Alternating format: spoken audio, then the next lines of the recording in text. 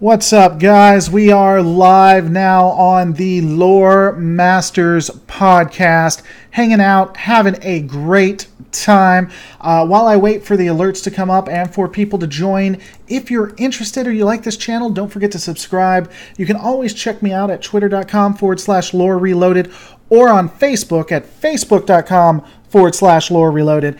As always, if you're interested in playing Star Trek Online after this goes live, video on demand, we will definitely have a link to not only the Discord, but the name of the fleet that we're being a part of, what we're playing today. One other thing I want to let you guys know while we're waiting for people to come in, do not forget to go to the community tab and hit the bell notification if you haven't, but definitely check there at least once or twice a day. A lot of my updates for YouTube specifically are on the community tab. We have a poll going on what kind of tattoo. In the next week at the max, I'm going to hit my goal for the tattoo, and that will be on. So if you want to help vote on what that is, it's at the community tab. If you want to see what's going on Friday, that's at the community tab as well. I believe right now it's a toss-up between Siege of AR-558 battle breakdown and then a battle breakdown of the second battle of DS9. So if you want to see that on Friday, definitely let me know. Going to say hi to a couple of people, then we're going to hit it off to Michael, Simbad, what's going on, Jonathan Stevie, Pedrick, Drahushik. I can only stay for a few minutes, got work in the morning. You know what? Just quit your job, Pedrick. Just quit it. Sinbad, you're using a carrier now? I am, but I'm going to go back to the Acura once I can afford it. Good morning, Trek001. What's going on, Captain Jesse? I am here with the Anti-Trekker. If you haven't been to his channel, definitely go down and subscribe. Today we're going to be talking about DS9 as well as playing. I'm going to hit it off to the Anti-Trekker. What's going on, sir? How are you? Oh, hanging in there. Watched Emissary the other day to kind of remember what that was all about, since we were going to be talking about that. And yeah, so getting a lot of hate from people about my opinion on Marvel and DC as well, which is always fun. I liked that video. It seemed to be very well thought out, but you're getting a lot of hate on it? Oh, yeah. Well, it's kind of a funny thing among fandom, and I get it, because I consider myself a Marvel fanboy. Now, you know me personally. You know that I go nuts every time anything Marvel comes out. And this video, I was trying to be as objective as I could about what's good and what's bad about the DC films. And because I wasn't ripping the films to shreds, everybody was saying how I'm like this DC fanboy and I hate Marvel, and why do I think Marvel is crap and stuff. And it's like, I don't get it. I love Marvel. Right. So, whatever. I just like good movies, and I'll tell you, when it comes to, it's just like Star Trek and Star Wars. I love Star Trek, and I like Star Trek more than I like Star Wars, but when Star Wars comes out, I'm still get excited, and I'm looking forward to it, and I hope that, Episode 8 is awesome. I don't want it to suck just because I like Star Trek more. Right. So, yeah, I agree. I don't really have anything to add to that, honestly.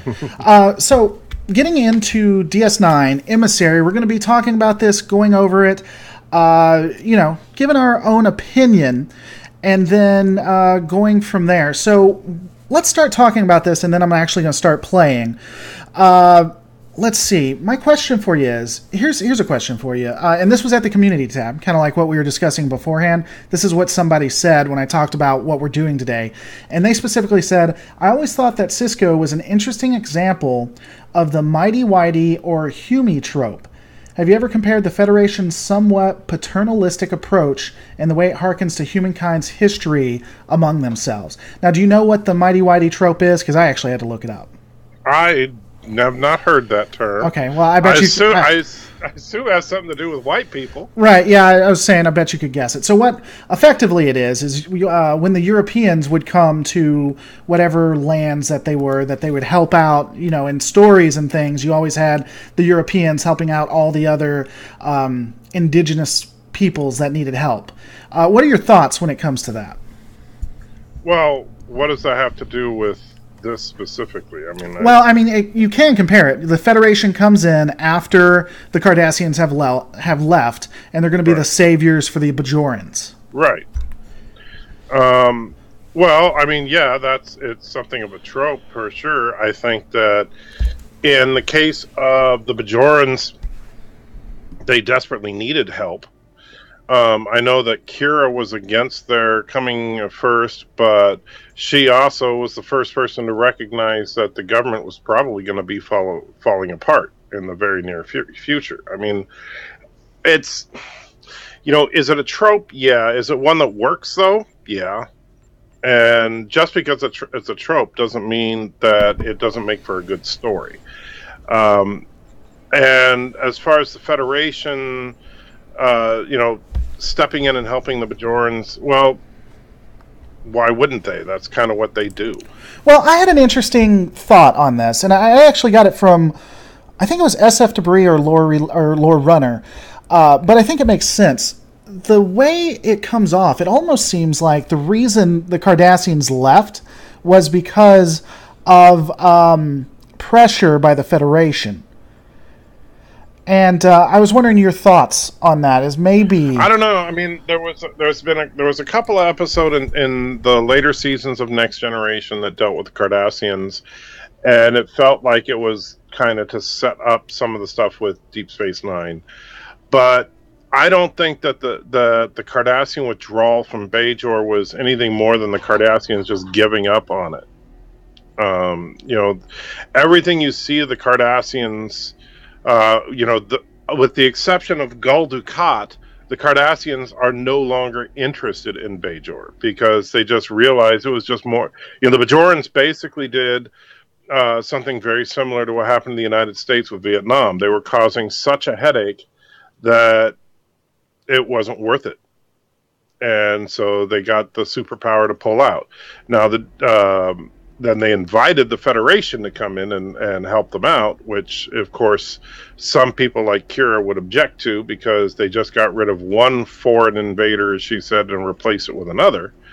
But it's still, I mean, the Cardassians, I don't think that they were forced out. I don't think that the Federation really had anything to do with it. They just left because it wasn't worth it.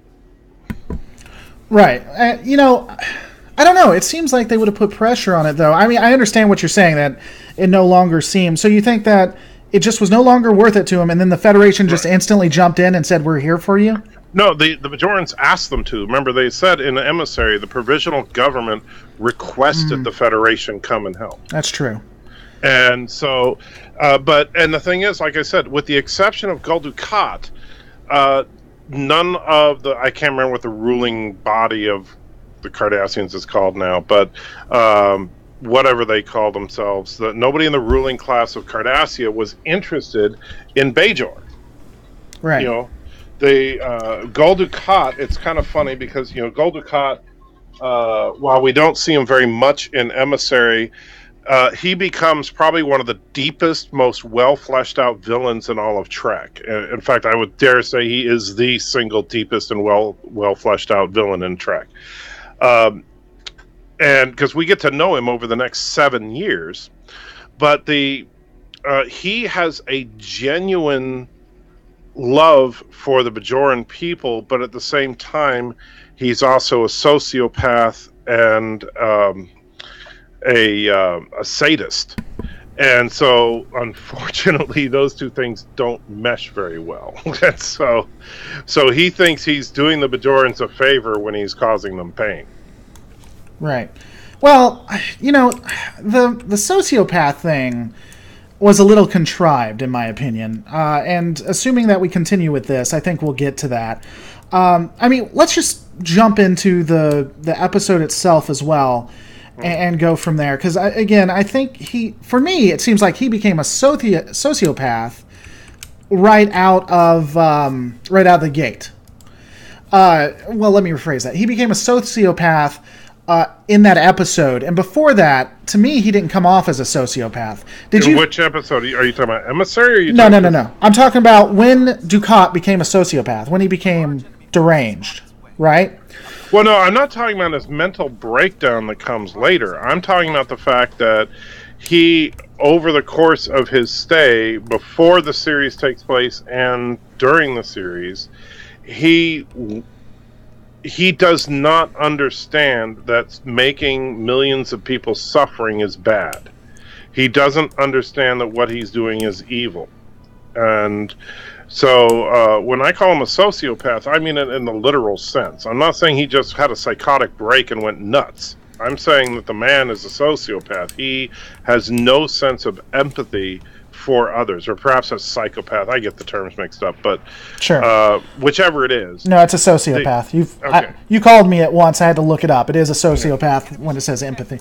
Anyway, continue. And so Dukat, and that's one thing that makes him interesting, is because in his head, he really loves these people, and he really cares about these people, and he really wants the best for these people.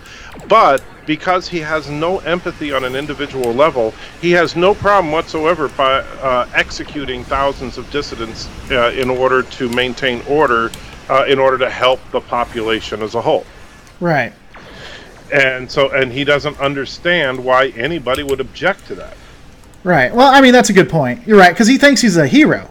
Right. Honestly, so that's a good point. He thinks the Bajoran should be erecting statues in his honor. Yeah, you make a good point there. Billy GMO, kind of related, but did they ever explain the difference between the looks TNG and Emissary, canon or non-canon? Actually, if you look, there are a lot of differences that change. They change the way the Cardassians look and act. They also change the way the Trill look and act. Like, fundamentally, it's almost a new race when you look at the Trill. And none of that is ever explained to my knowledge. Do you know if they ever explained it? No, but, no more than, keep in mind that the Klingons, changed their appearance several times, and we didn't get an explanation until the series Enterprise. Right. So, and even that's kind of a lame explanation. And I don't think it's absolutely necessary to explain every little detail like that. I don't mind minor cosmetic changes to things. If they're going to make the Cardassians look a little different, if they're going to redesign the Trill, because that's fine. I don't have a problem with that. It's if they change fundamental things, on Discovery, where they say, oh, by the way, they've always had technology way more advanced. They just never used it.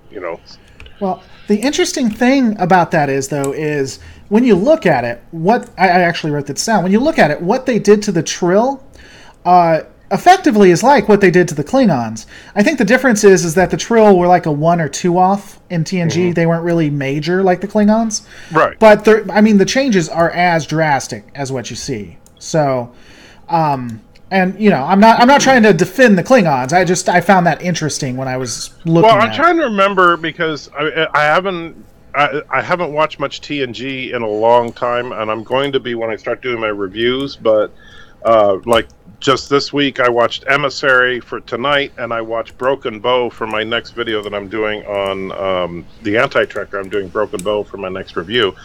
But when the Trill appear in TNG, what do they look like? Because I'm trying to remember, and I remember there was an episode where someone had a love interest who was a Trill, but then they changed gender, and it got kind of weird at the end.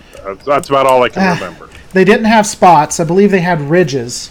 Okay. I could be wrong on that, but they didn't have spots. They had something other than spots. The way the Trill symbiote worked fundamentally changed. In DS9, for all intents and purposes, it was like it's like two computers interacting, right? It's kind of how they described it. But in TNG, it was basically, it took over. Who you were before was gone for all intents and purposes. It can only be shared between Trill. We know that wasn't true when it happened with Riker. But in this, it can only be shared between Trill. And it's only certain Trill. Again, they did Riker a non-Trill, making it seem like the symbiote could go with whomever. That's right. Riker had the Trills temporarily, right? Right. Now, they do have an episode where they're like, oh, it can really be anyone. This is a whole conspiracy type thing. But starting off, they made it seem like only the Trill could have it. Trill are a minor race before we get into DS9, so I don't think it's as big of a deal. That's kind of hypocritical, I'll admit, but I just don't see it as big of a deal, Right.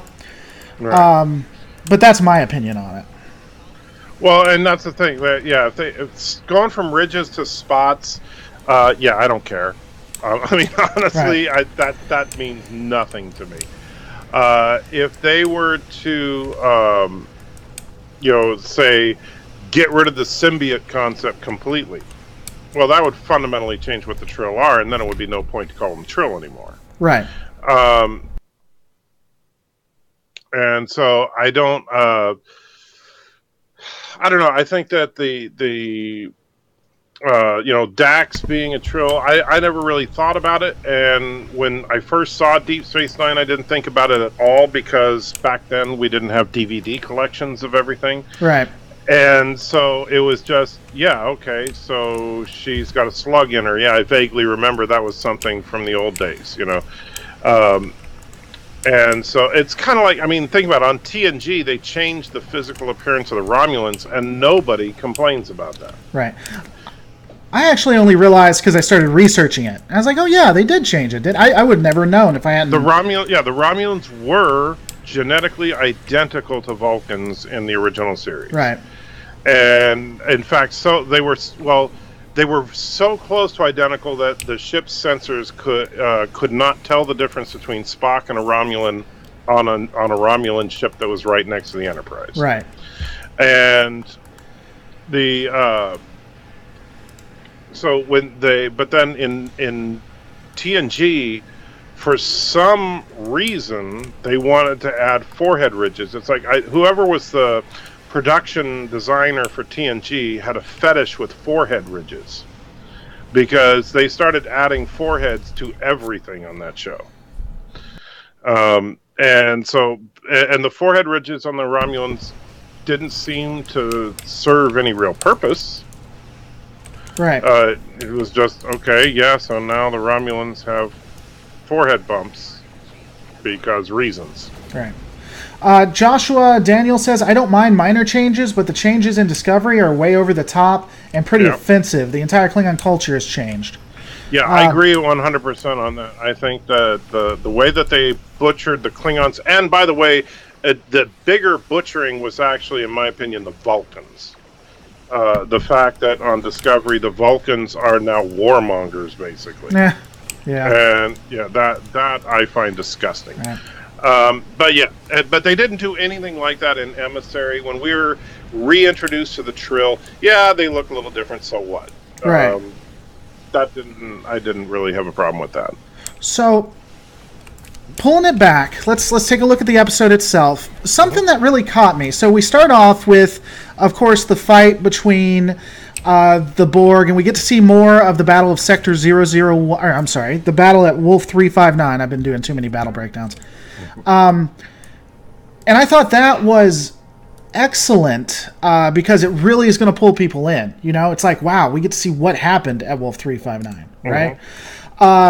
What struck me, though, is when you look at the Battle of Wolf 359 is basically how non-committal, for all intents and purposes, the Borg are. And it really kind of brings how powerful at Wolf 359 that they were. What they were doing is when a ship would come up, they would disable it, and if they had no use for it, then just move on.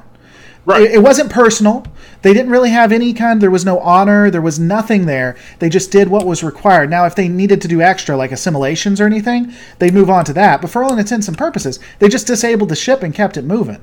Right. And that's what they did to Benjamin Sisko's ship. They just caught it, disabled it, and then moved on to the actual threats. I thought that was... Right, well, and but you see, that's one thing that I think is interesting about the Borg, and in some of my videos about the Borg, I kind of touch on this. The Borg do not think of any other species as being anything other than raw material to them. And so if they don't, it would be like if you're sifting through a drawer full of coins and you specifically are looking for a 1972 quarter, then you grab a 1971 quarter, you throw it back in the drawer. That's how they think of these starships. Right. The starships are nothing to them. Oh, they're in the way, swat them aside and move on. Right. And unless, and if you happen to kill it, no big deal. Right. Or if you don't need it. I mean, as long as it's not a threat and it doesn't bother you, just keep it moving, Just do what you have to do. It was just so It's not this isn't a word, but impersonal, not personal. You know, it was so. Right. This was just another day at the job for them. Whereas for the Federation, this was life and death. People were dying. They cared. You saw the emotion. So I really like that because it showed us more about who the Borg really were and how they acted. Mm-hmm. Until they nerfed them in First Contact. Well, really Voyager more than anything else. I think they could have still survived after First Contact, but Voyager for sure. No, I think the Queen and more than anything else is the reason that the Borg fell apart. Right. And I'm just glad that the Borg were not a reoccurring villain on DS9. Till the very end, and then they were like every day. Did they on DS9? Not DS9 on Voyager. I'm sorry. Right, that's what I'm saying. I said I'm glad that they were not a villain on DS9. Gotcha. I misheard you. I thought you said that they. I thought you were still talking about Voyager. Yeah. So we have that scene, which I think is excellent, and then I think it pulls back into Picard, which was done just. I love this episode. Is great. Episodes after this, the first season, second season, wasn't so great, but I really liked the first episode of DS9. Some people are bringing up in Enterprise, the Vulcans actually were pretty hostile to begin with. They were not hostile, they were arrogant. And I just rewatched Broken Bow like a couple of days ago. Like I said, I'm working on my review of it right now. And the Vulcans were not hostile. They were basically, what they were doing was trying to look out for humanity's best interests without taking into account that our wants and desires may be different than theirs. Right. And so they it's not like they were like, oh, look, a strange alien, fire! That's not the Vulcans. Well, it was either season 2 or season 3, they became very militaristic to the point that they even did a terrorist bombing.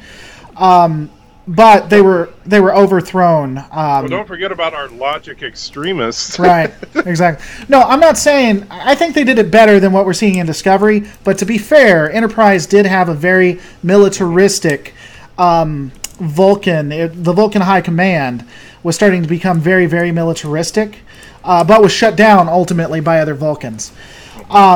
So, I mean, that's just being fair with it. But... going back, so then we meet Sisko, we meet Jake. I never really liked Jake. He was fine. It wasn't personal. It wasn't the actor. I just didn't like Jake, the character. The actor did fine. I just never was a fan of Jake. If that makes sense. So you're kind of just a dick. Yeah, that's exactly what I said. You nailed it. This ship is the slowest ship on God's green earth. Wow. So... back to what we were discussing, they get to the station. What I think was really interesting is when you get to the station, it is completely destroyed. You have the Enterprise there, but what's interesting to me is that the ship itself, and I forgot about this till I rewatched it, the station wasn't even safe. Jake had to stay in his own quarters. Right. And so this is the future, the happy future, not the next generation, but, this is all happy-go-lucky Starfleet. And this is happy-go-lucky Starfleet, and his son has to stay in because he's, worried and concerned. And doesn't want his son to get hurt or anything, so he has to stay in his own quarters. Well, and that makes sense. Remember... DS9 is, as Dr. Bashir says when he shows up, it's frontier land for the Federation. They are not in Federation space. Right. And so they don't have the creature comforts that you would expect on a Galaxy-class ship. And in fact, en route to DS9, it seems pretty apparent that holodecks of that kind of quality weren't even commonplace at shipyards. Right. And so they didn't, they were basically, it would be like if you have a diplomat today is being assigned to go to, say, Iran as a post, and he has a family that he has to take with him. That's a dangerous thing. look at what happened in Benghazi, right? It's that type of a situation where you have someone going in representing the government of the Federation to try and help these people, but it's not a good situation. And here's where I would have a problem with the basic writing here, is it seems inconsistent that the Federation would send Cisco and his son to that post. You would think that they would not send a family. Sure. I don't know. The Federation still does not make wise decisions, So I don't know. Maybe that's just I could see the Federation doing that because again they have the conversation, not in this episode but in another episode, about how it's easy to be whatever in paradise, right? Mm-hmm. Right. So maybe that's their thinking about it. I do love how the station's broken down and they have to start from the beginning though, and how they're having to rebuild and everything. Mm-hmm. I forget when the conversation occurs, but we'll go ahead and talk about it right now. So the conversation between Cisco and Picard, I absolutely loved, because it showed what I think should have happened to Picard a lot, and he kind of seemed like he was used to it at this point. Picard, whether it was his fault or not, killed a lot of people. Yes, and there should be fallout from that. There should be officers that hate him. Simply for that. And I like that there's this standoff. Like, he comes off first very warm. Picard comes off first very warm, very, hey, how you would expect Picard to be. And then as soon as he brings it up, as soon as he says, we've met in battle, as soon as Cisco says we've met in battle, it instantly drops. Like, he's used to it. He's like, all right, I'm about to talk to this person. And I love that interaction. What were your thoughts on it? No, I really like the Picard-Cisco conversation, because at first Picard was very much, because Picard is used to be, he's a flag officer and he's used to being treated as one. And here's this upstart commander who just got what Picard would consider a much better post, and is acting like, Picard's not doing him a favor. And then when Sisko says, that he was on the whatever ship he was on, then Picard's face just completely melted. Right, and his demeanor too. I thought that was because excellent. He realized, this guy's got a reason. However, I also like, and this is something I don't know if you know, there's a YouTuber that does Star Trek videos named E.C. Henry. Some of his stuff I really disagree with, but some is really he nails it. And one thing in a video that he did that I watched recently was that Cisco is the exact opposite of Picard in every way imaginable. And Picard hates kids. Cisco's a family man. Picard is extremely sophisticated. Sisko is very down to earth. Picard maintains a professional separation between him and his crew. Sisko wants to play baseball with his crew. They are the opposite in almost every way, and yet they are two of the finest officers in all of Starfleet. And I think that's kind of interesting. And the fact is, their first meeting was, like Sisko said, in battle. Right. Well, and the interesting, when I was thinking, where would I put Sisko?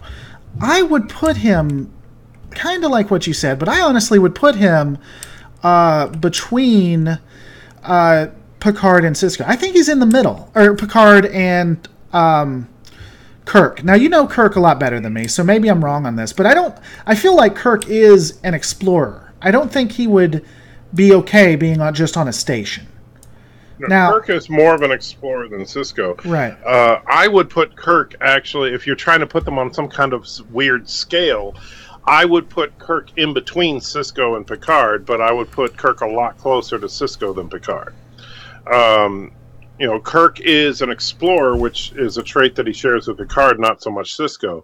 But Kirk is also, first and foremost, a soldier, not a diplomat, which he's said several times. Right. Kirk is also has a much closer relationship with his crew than Picard. He's more like Cisco in that respect. Kirk is not a person who cares about opera and Shakespeare and the finer things. He's more interested in whiskey and parties and hanging out with his bros. Right. And Kirk is a man of action, as is Picard. As is Cisco. Picard is definitely, Picard will not, when Picard takes action, he doesn't mess around, but he does not jump in and take action quickly. Right. And Sisko's really a fixer, too. I think that's why they chose him. Right. Because a lot of the things he does in this episode, I cannot see... I can't see Picard doing. But I could see Kirk doing, And I could be wrong about this, but when he gets his hands dirty and his interactions with Quark, I just don't see Picard doing it that way. Mm-hmm. And again, just going back to the conversation between them, you can see the stark dichotomy between the two. And I love how he ends it, just interrupting Captain. Like, this is Captain Kirk, right. Or this is Captain Picard. He is a hero. He's a big name, and he's standing up to him. I don't have a Navy equivalent, but it is like standing up to a hero and a very well decorated officer, right, for all intents and purposes. But he stands up and he says, I'll do my job, and I'm probably going to end up quitting, though, and all that good stuff. They even bring up the children thing, like you were talking about. Right. He said this is not the best option. What did you think about when it comes to having it fixed, the station, and repairing everything? All their resources were stretched. Why do you think the Federation wasn't sending more people? Because it looked like they needed a lot of help, and they were very low. That's something that kind of bothered me, is given the scope of the Federation that we understand, at least, because this is post-Borg, and so the Federation is rebuilding, or has rebuilt, and the Federation is a lot larger than it was before. You would think that considering that the station has basically zero defenses, is on the frontier, and the Cardassians, at least some of them, seem to be hostile towards the Bajorans, that they would leave at least a couple of starships there. But the fact that the Enterprise shows up and then, dropped you off, have a nice day, and then they're just gone. And of course, they almost immediately need to call the Enterprise back. But now the Enterprise is a couple days away, so we gotta hope that the Cardassians don't blow them up before then. Right. Keep going. And I think I don't quite get that, as far as why would Starfleet abandon them like that. I would think that that they would do something to where like I said, they left a garrison, they made sure that that the station was armed before they left. The fact that they even said that now this is a station, and they had a full complement of 6 photon torpedoes. Right. Yeah. And a couple of phaser banks, and that's all they had. Yeah, the Federation was very trusting that the Cardassians wouldn't just turn back around for fun and decide to retake the station, especially since Starfleet. Which, of course, then they did. Well, I mean, they turned back around, but they didn't really take the station. They could have overpowered it, right? Well, but the only reason they didn't was because of Gul Dukat. And that's actually, again, where Gul Dukat's, the depth of his character starts to show when he shows up and actually orders the other Cardassians to stand down. Yeah. I really like Dukat. I like the character a lot. How did you feel about the interaction with Kira? The first meeting. Between her and Cisco? Yeah. I liked it because I think I like Cisco's attitude about it. You know, he just smiled because he knew that this is exactly who he wanted.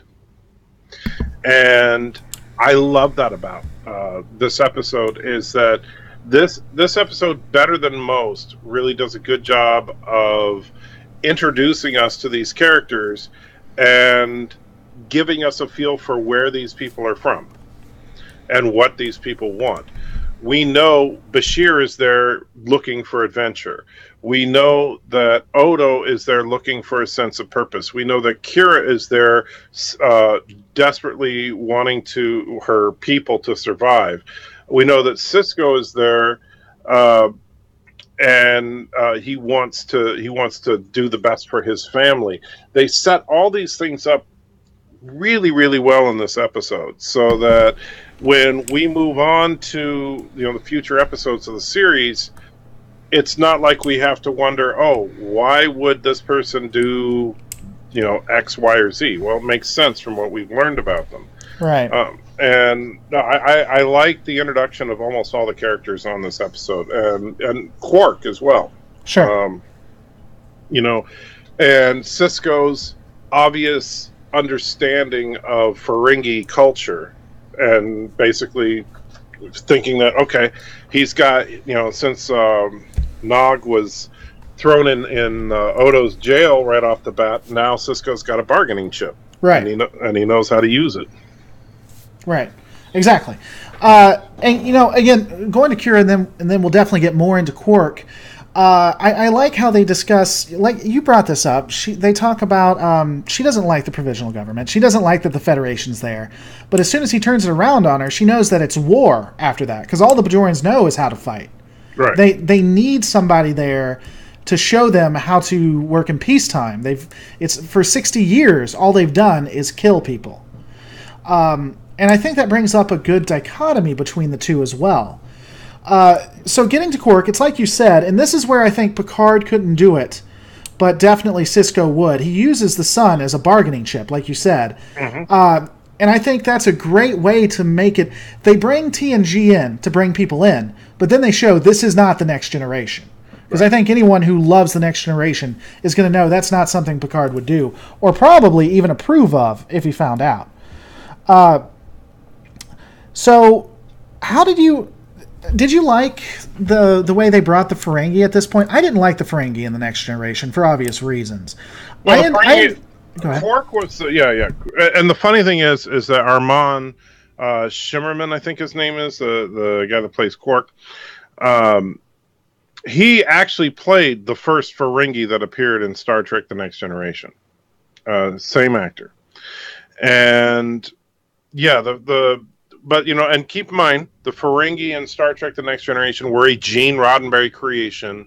This is the Ferengi that you see in season 1 of TNG is exactly what Gene Roddenberry thinks of capitalism.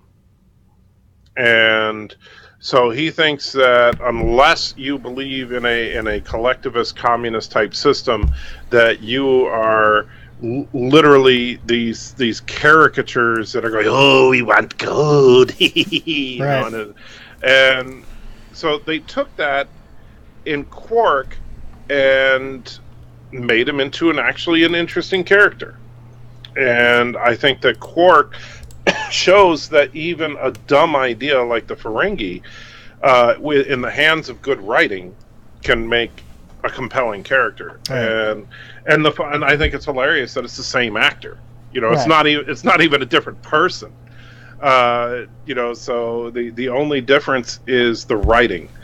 And yeah, I absolutely love Quark. I think that he's one of the best parts of the show, as a deconstructionist element to the whole Roddenberry vision. Obviously this comes much later, but in the episode The Jem'Hadar, when we first meet the Jem'Hadar, and Sisko asks Quark to pick a lock, and Quark looks at him with utter disgust and says, oh, you think that I can just pick a lock because I'm a Ferengi? And then he starts to go on this whole tirade about how the Ferengi are better than humans because they never commit genocide and all that. They understand the benefit of the deal, Right. They and all this stuff, and it was beautifully done. That Quark actually made the Federation look horrible compared to a hyper-capitalistic culture that Gene Roddenberry created just to insult capitalism. And then I remember he finished his speech with, "Yeah, we're not like you. We're better than you." Right. And then he goes, "Now I got a lock to pick." Yeah, that was excellent. And which was brilliant. And Quark, there's a few, Quark has a few moments like that. I'm sure everybody remembers the root beer speech that he gives, which was awesome. And so, yeah, they took a character that was, a caricature and turned it into one of the best characters in all of Trek, which I find mind-blowing. But yeah, I was... in this episode, I thought Quark was... okay, he was better than the Ferengi I've seen on TNG, but he didn't really grow for a little while, and that's typical. A lot of these guys had to grow into their roles. Right. Well, someone said, it's hard for me to really get behind Cisco or like him. It's mostly that he clashes significantly with my personality. I doubt I'd be able to work with him if I was assigned to work. Oh, I thought that was something about Gene. Apparently it wasn't. So I agree.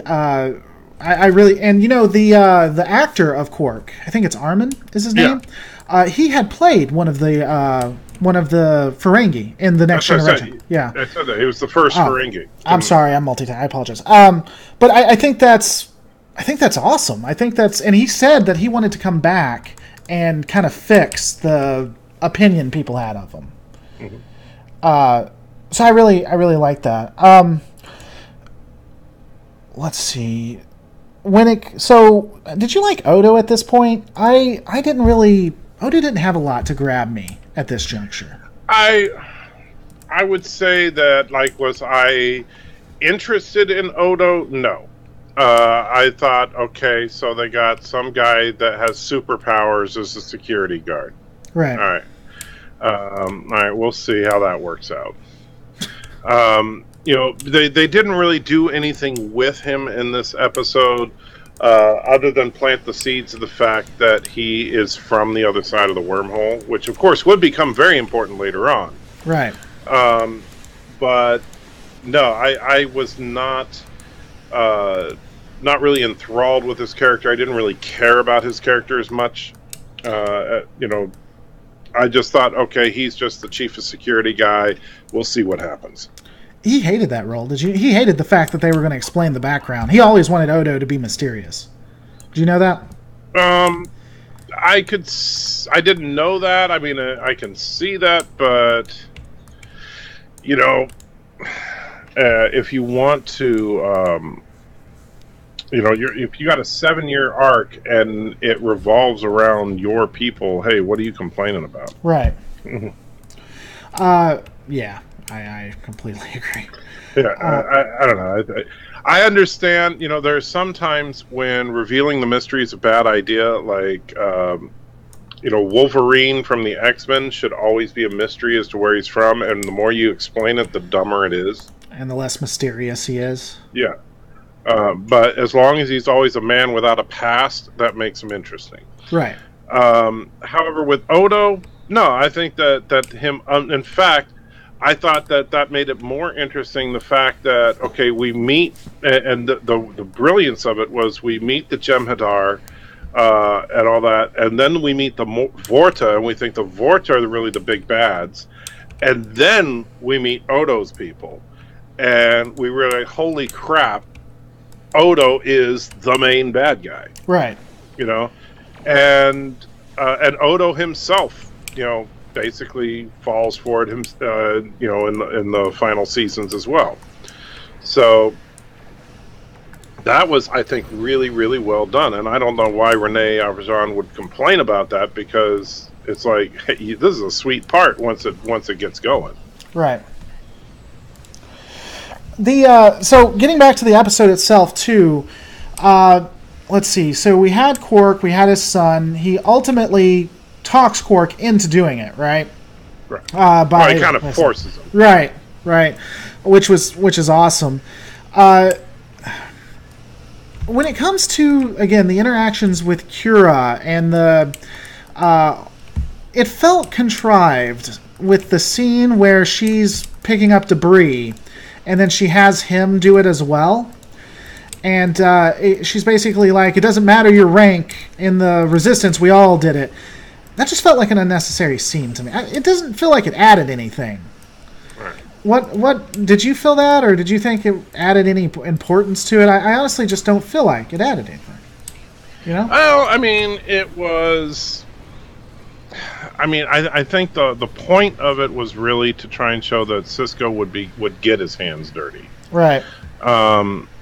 And that Kira didn't believe that anybody from, that the state, she really believed that Starfleet and the Cardassians were going to be exactly the same. Right. But I mean, we got that in the first interaction. Why do we need another one like that?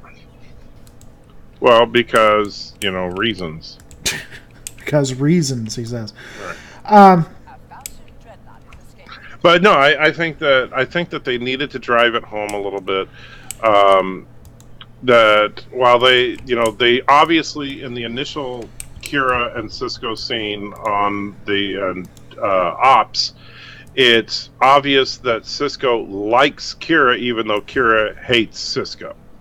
And because Cisco really respects that Kira is exactly what he needs for the for running the station, but I think that scene in the promenade with the garbage was Cisco beginning to earn Kira's respect, and even though, I mean, granted, picking up one piece of garbage and throwing it into a wheelbarrow is not exactly the biggest deal in the world, it was enough to where it symbolized the fact that she was going to grow to respect this man. Right. And I think that's really the purpose of that scene. Right. So, also, Nog is obviously not Quark's son. I'm sorry if I said that. I'm still working on this whole podcast, talking and playing Star Trek Online. I apologize if I said it was Han. Obviously, it was his nephew. Right. And I think you knew that, why you didn't correct me. But yeah, so it was his nephew, not his son. Do you... Man, they're talking about whether the Ferengi would like Coca-Cola or Jack Daniels better. No, the answer to that is yes. They would want a Jack and Coke. That's what you bring together. Yeah. But if they had to make a choice, I mean, actually, you can, I think, answer that pretty straightforward. If you wanted to say, well, which would a Ferengi prefer, Jack Daniels straight up or a Coke? The answer is Jack Daniels, because look at how Quark described root beer as being utterly disgusting because it's sweet and bubbly. Right. And Coke is sweet and bubbly as well. So, right. And in fact, wouldn't it be great if you could have some 23rd century product placement if Quark is it's an ancient Earth drink called Coca-Cola. Right. I mean, that would have been great. Well, they did that with root beer. So. Well, except that root beer, he didn't give a brand name. Right. Because root beer is just a flavor. He could have said cola, right. Or he could have said soda pop or something like that. But I just think it would have been funny if he actually had a can of Coca-Cola and said, "Yeah, I replicated this from the archives as this ancient Earth drink." I think that would have been funny. But Don Juan says, I don't know if he's talking to us or someone else. I bet your favorite character was Morn. I like Morn, but he talked too much. They gave him too much dialogue, in my opinion. So. Let's get into the religion, the big thing. In the original series, it was very interesting to me how in the original series, religion was treated versus how in the Next Generation it was treated.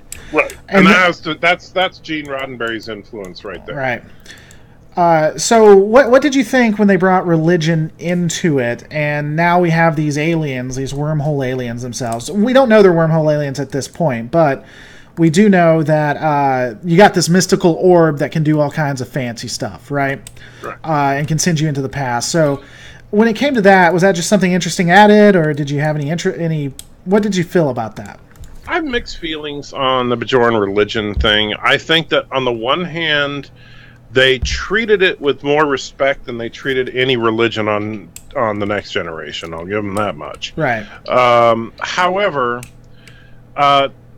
their religion was not a religion of faith at all.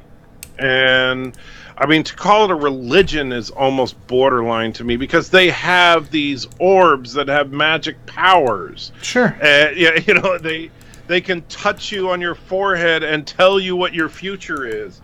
You know, this is not like a religion where you have to have faith. Sure. So let's. So my question. I don't mean to interrupt you. I apologize. Tell me if that gets annoying.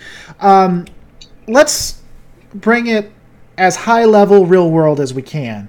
And not get too deep into religion and real world. But there are people who say if you touch this, it'll heal you, or there are artifacts that people claim have powers that can impact stuff. Like we'll take just Christianity because we're in the United States.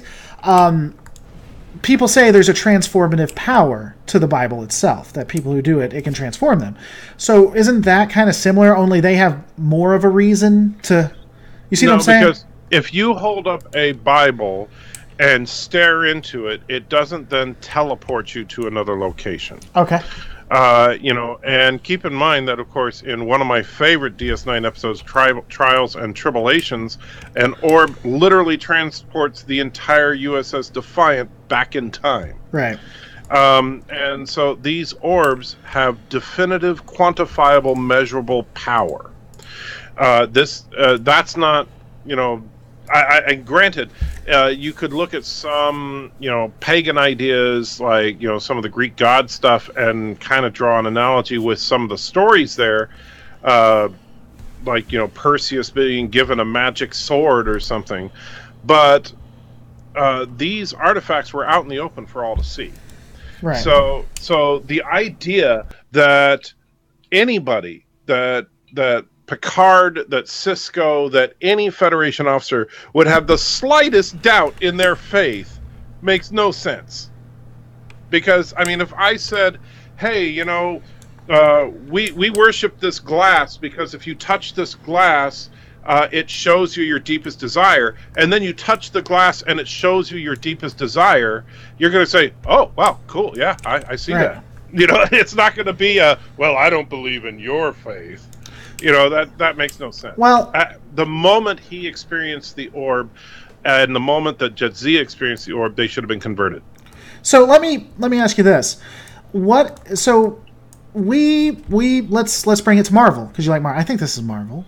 Thor's Marvel, right? Yes, Thor is Marvel. Okay, so let's take it to Marvel. So if Thor arrived and said he was a god with his technology, he could be a god, as far as we can say. Now, lowercase g, god, yes. Right. Now, someone from Asgard, maybe he dropped some kind of relic that did something fancy.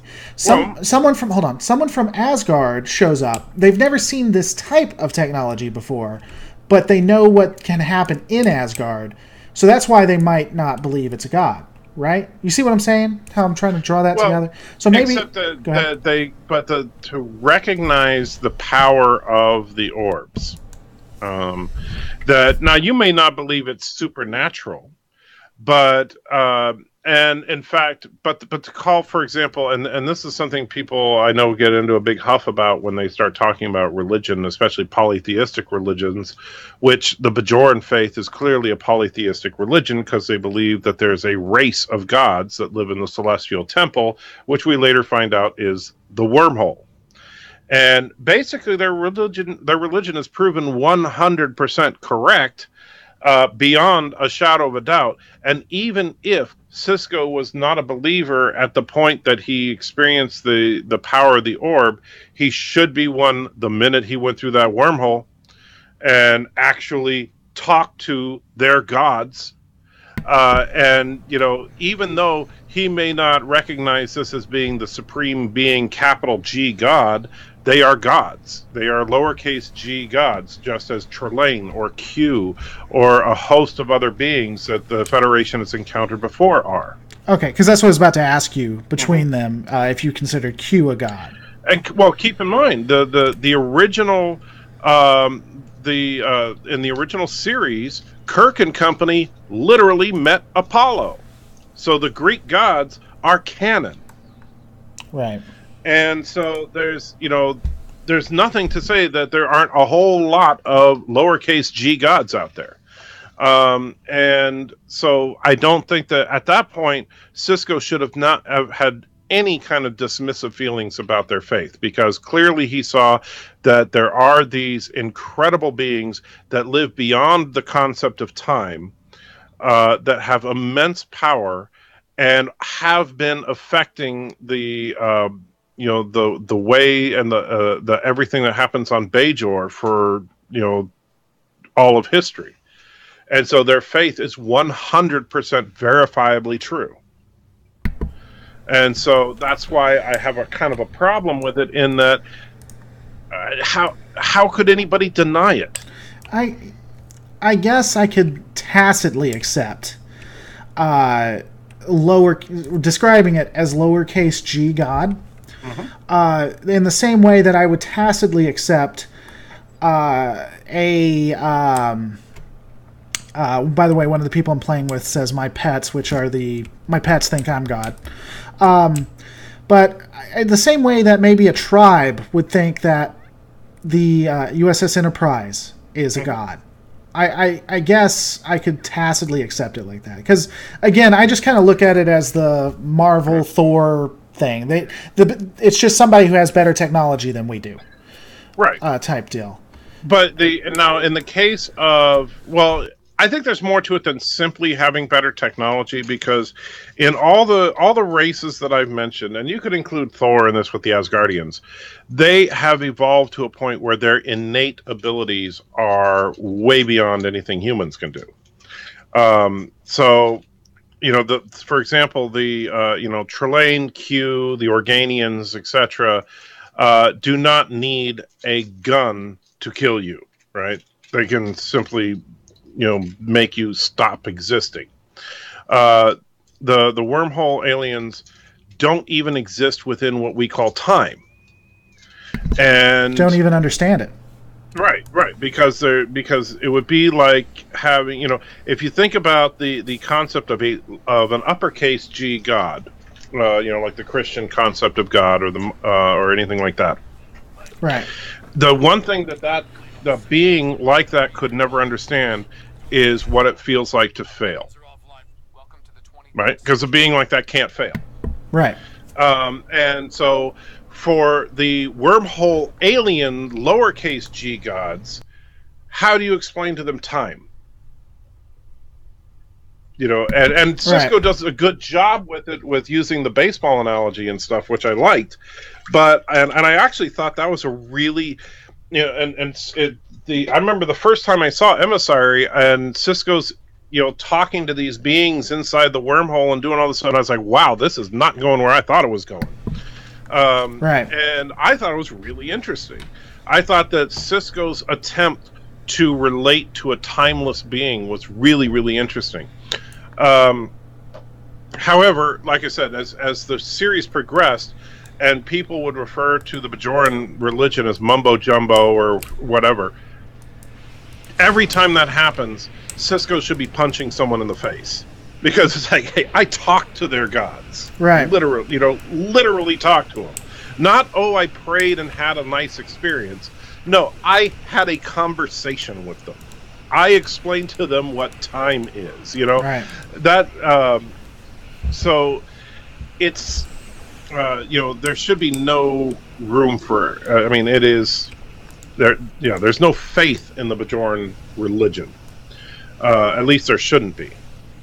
I'd really like your opinion on the Dominion, but let's put a pin in that and come back when we get to that, because I think that'd be an interesting dichotomy between how the Founders are looked at versus the Bajorans. But we'll put a pin in that. Actually, I think real quick, just on a real brief thing, which is kind of funny because I'm about to take on 2 Jem'Hadar escorts here. But the Dominion, in the eyes of the Vorta and the Jem'Hadar, the Founders are gods. Right. And they actually have every reason to believe so, because the Founders are literally their creators. Right. So, again, their religion is not incorrect. It's just that, we know that they also happen to worship evil gods. Right. I like how Kira respected that in one episode. I forget the name of it, but Weyoun defected and went to Odo, and he ultimately killed himself. But he had Odo, thank him or forgive him or say he was his best creation or whatever. And Odo was kind of off-put by it, but Kira thought, she respected this. She said, no, he looked into the eyes of one of his gods. And right. that's a big deal. You did a good thing. That's a really big deal. And I thought that was very interesting how she did that, Right.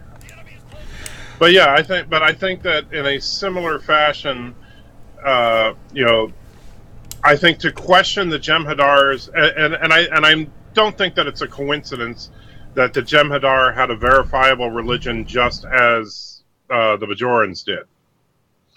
I don't think that's like at all a coincidence. I think that they did that on purpose to kind of make them two sides of the same coin. Right. But the Jem'Hadar, they simply, like you said, they had an evil god where the Bajorans had good gods. Right.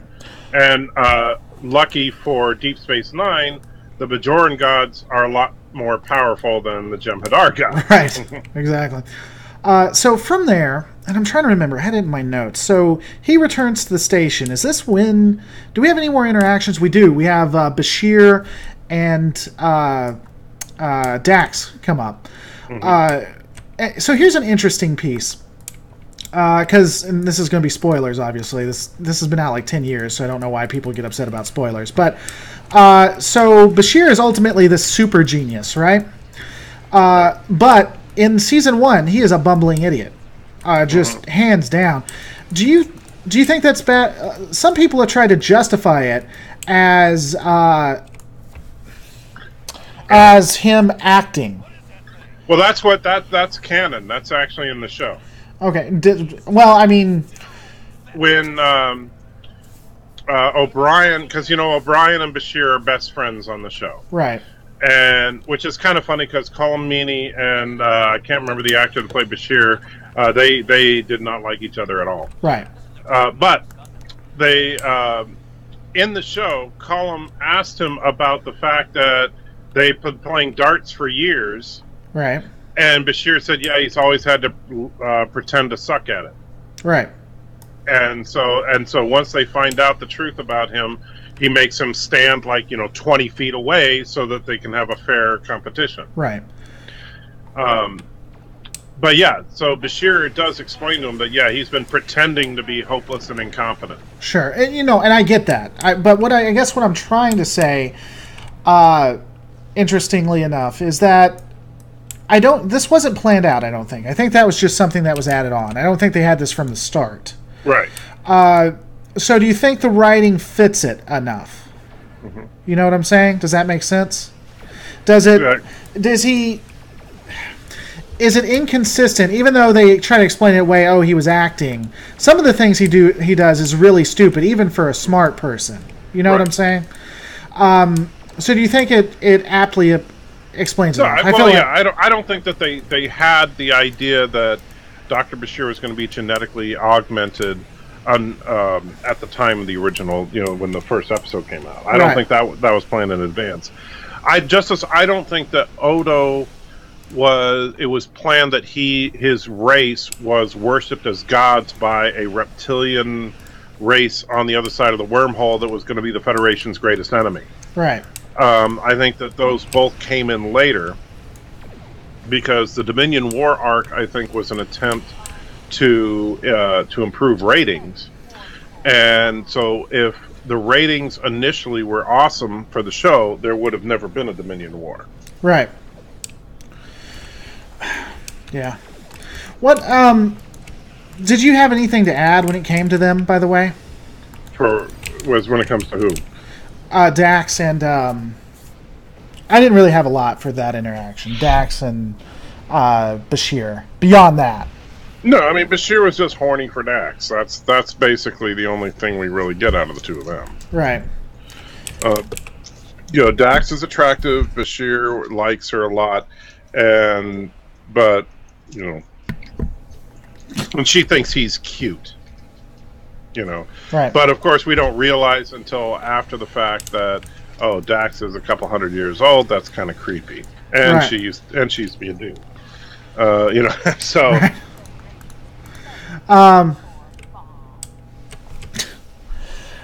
Oh man. Okay, so then the next episode we talk about is it Gul Dukat? Does he come in at that point? Because I'm trying to look, and I didn't keep notes on that when I said. But I guess we can get to that point. His first introduction, what'd you think about it? At first I thought, oh, he's going to be annoying. I mean, honestly, that was my initial thought on this is going to be an annoying character if he keeps showing up. I was not expecting him to be developed as well as he was. Right. But his smugness, you know, I thought it was interesting that they let him beam on to Deep Space Nine. Right. Which doesn't really make a lot of sense to me, because I would think that, hey, if, you know, we had just, you know, so, say North Korea, you know, just pulled out of, you know, the North Korean military pulled out of North Korea, South Korea took over, we set up an army outpost, but then we invited Kim Jong-un to come stay at the base. Right. You know, that wouldn't make sense. So, that I didn't get. Right. As far as why he was welcome on DS9. And I did think he was just going to be an annoying, repeating character. The one thing I also didn't like is I felt like the ending was a bit rushed, because it's like, okay, so Cisco has this really interesting conversation with the aliens in the wormhole, and then he's towing out Gul Dukat's ship. What happened to Gul Dukat's ship? Right. And what happened to... it never really even talks about the interactions with them, does it? Mm-mm. Like, what happens to Gul Dukat? Right. Yeah, we have no idea. We know that Gul Dukat goes into the wormhole, and then we know that while he's in the wormhole, Cisco's talking to the aliens, and then just as Deep Space Nine is going to be blown up, Cisco pulls a Deus Ex Machina and shows up with Gul Dukat in tow with no explanation whatsoever. Right. Didn't they say... weren't they going to kill Dukat too? Or... I thought they mentioned that, the aliens. Or maybe that's just me. I thought they brought that up. Like, they say, oh, these aliens are here, maybe we should just kill them or something, you know? I think they were saying... Not that they were... I think they were saying they were going to just start killing anybody that came into the Celestial Temple, because it disrupted their existence. Which also kind of begs the question, then why is it that then they're cool with people going through the wormhole? Right. If it's so painful for them and disruptive for them, why didn't they just say, hey, would you mind not coming through the wormhole? You know? Right. Well, don't they also have a way of setting it up so no one could come through? I thought they had an option, too. I thought they could... Well, they did shut it down. Right. And then they reopened it. And that was their whole thing, because Gul Dukat came into the wormhole, disrupted them again, so they shut down the entrance of it so nobody else could come through. Right. But then somehow Cisco talked them into reopening it, which they don't really show that conversation, and they don't show, you know, the you know, why Dukat's ship was damaged. Now, someone put Dukat's ship was damaged because he went through the wormhole at warp. So did the runabout, and the runabout wasn't damaged. Right. And they never, and at least in this episode, and keep in mind, I know I'm a hardcore Trek fan, but I'm mostly an original series fan. So I have not watched a lot of Deep Space Nine in a very long time. So as far as details from later episodes, I mean, I'm going to be rewatching the whole series over the next, few months. But right now, I'm focusing on Emissary. And in Emissary, I do not believe they established that going through the wormhole at Warp is any different than going through the wormhole at Impulse. Right. At least I didn't see that in there. I don't remember that either. And this, by the way, people keep asking, this is a Jupiter-class ship. It's one of the older ships that they had that I got. I'm hopefully going to have an Akira-class coming up very shortly. But back to the conversation. Why don't you have an Akira-class? Because I didn't purchase it yet? Why don't you purchase it? Well, okay, I'll just do that. I'll just buy it. I'll just purchase it. Yeah. Problem solved. So let me look through my notes here. For the most part, Emissary, that's really the notes that I had for it. The interesting thing, I think, is something people forget is DS9 initially had, and I don't completely understand these ratings. What I do know is that it had a rating of 18.8 with the Nielsen. I think a lot of this, its initial popularity, was due to the Next Generation. Because the Next Generation was killing it at this time. And I think that's one of the reasons it even got off the ground, you know? And it was a good idea to bring the cast in and to bring veterans from the Next Generation with Chief Miles O'Brien. Because I really liked O'Brien. And O'Brien was good in the original, too.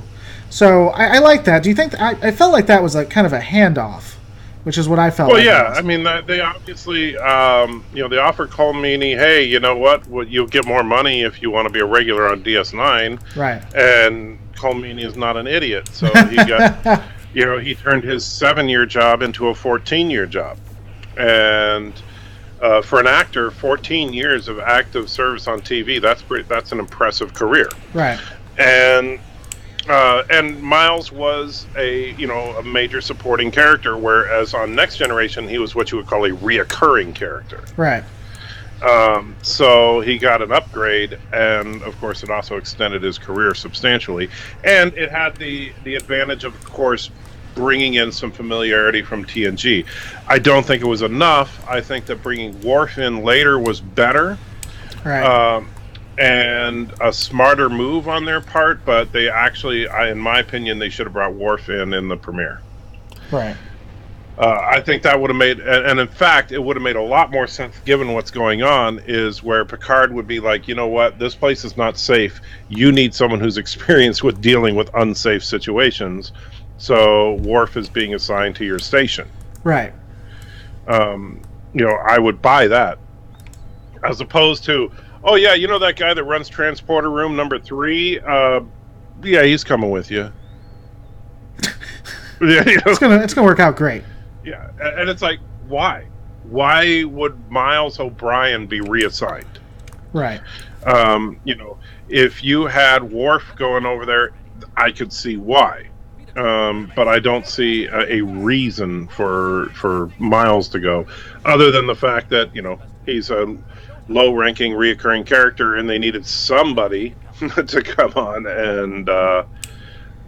and hopefully boost the ratings a little bit. But it wasn't enough. I mean, obviously, Deep Space Nine was the beginning of the downfall of the modern Trek, which is too bad because it was a great show. Right. Well, go ahead.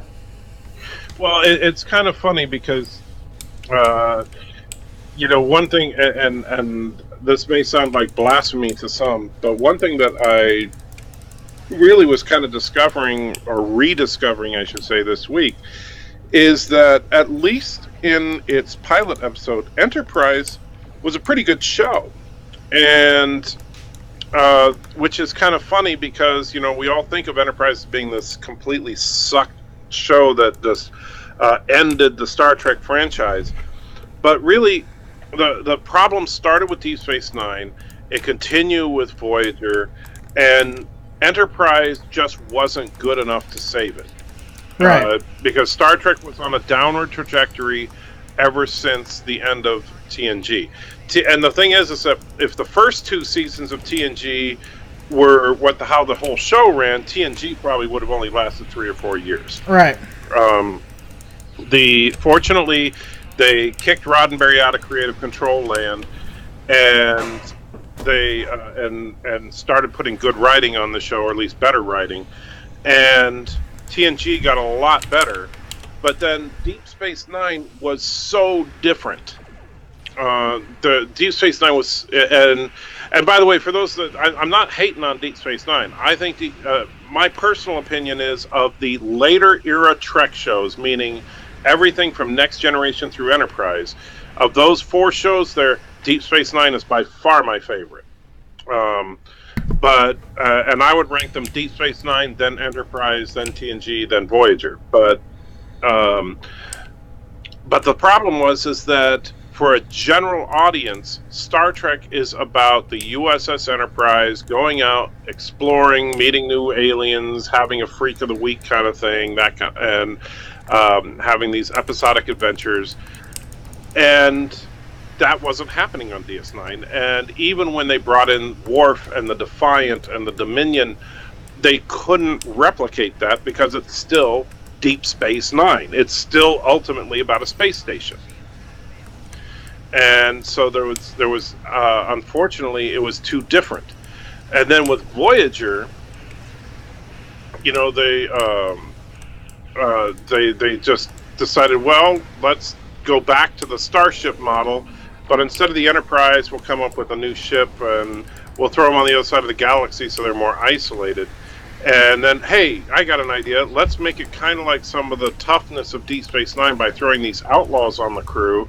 And all that sounds great on paper, and then the execution of it was horrifically bad. And they never do anything with it. It's like in 3 days they're all like Starfleet officers, basically, for all intents and purposes. And, yeah, I mean, if you think about it, the Voyager crew consisted, as far as survivors after the first episode, half of them were the Maquis, and their navigator was a convicted criminal. You know, Tom Paris, people forget Tom Paris was in jail in the first episode. Right. You know, but he was also known as an excellent pilot, and so Janeway needed someone that could handle piloting in the Badlands. And all that could have made such great conflict on the show, similar to some of the conflict we saw in DS9. Right. Voyager really had the potential of being DS9 on a starship. And unfortunately, they didn't do it. And I think that if Voyager had lived up to the writing and the characters that we saw in Deep Space Nine, then Enterprise wouldn't have been the end of Trek for until at least Trek on television until Discovery. Right. I threw up a little in my mouth because I had to recognize the fact that Discovery is a Trek television series. But yeah, I'm going to call it, you know what, Discovery's not a Trek it's webisodes, because you have to pay for CBS Online. Right. So there you go. It's not, I will refuse from now on to call Star Trek Discovery a television series unless it gets a whole lot better. You'd be surprised how many people call it bad fan fiction. Yeah. So I guess, I mean, overall, what would you give Emissary? Because we're going to be ending this out then, unless there's anything you wanted to add to it. What would you give it? As far as out of 10, yeah, it's a tough one. I'd probably give Emissary about a 6 out of 10, which, keep in mind that for a pilot episode is very, very high. Right. To kind of give you an idea, I gave The Cage a 3 out of 10. I gave, or was it a 2 out of 10 maybe? And I gave Discovery's first episode a 3 out of 10. I gave Encounter at Farpoint a 1 out of 10. I gave the Caretaker like a 3 or a 4 out of 10. And then I gave Broken Bow a 6 out of 10. So Broken Bow and Emissary are by far the best Trek pilots. Right. Well, and it's kind of interesting because you always for ratings, you need to take a look at the episode after to see how it actually did, and it dropped like 5 points. It went from 18 to 13. Well, that's not 5 points. That's a huge amount, and I 13, can't 14, remember. 15, 16, 17, 18. It's 4 points. No. No. I mean, when you say points, amount of people think people. it's not like a percentage. That is, I mean, that's like that's almost a 30% drop. Right. And so, it's not like we only lost 5% of our audience. No, they lost over a quarter of their audience. Right. All right, guys. we're going to end it up here. Thank you so much for watching. I appreciate anyone who saw my foibles here, especially while playing or while talking, because I'm still trying to work on this whole thing. Might have some exciting news. I can't really go into it a lot, but I might be doing some more with Perfect World on Sundays, which means the Anti-Trekker and I will have to get to doing somewhere else. Anyway, we'll talk about it more later. I want to thank you guys so much. Don't forget to check out the community tab.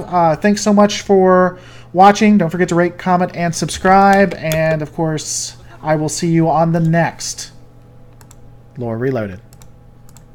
Hold on. And we're out. Hey, no, we're not. Still doing it.